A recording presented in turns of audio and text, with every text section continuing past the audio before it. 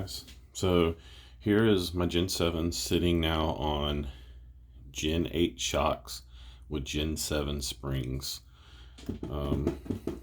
You know, possibly still a little stiff, but that there ain't too bad, I don't think.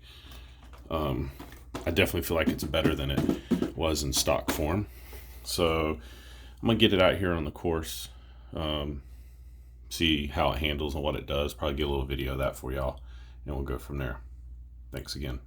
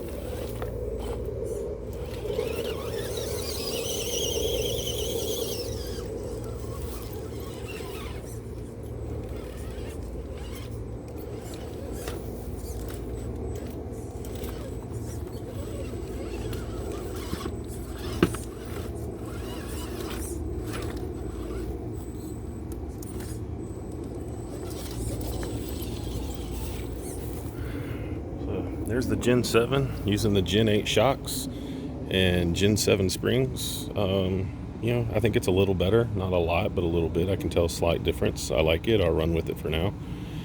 Thanks for watching. Hope you all have a great day, and like and subscribe if you like what you see. Thanks.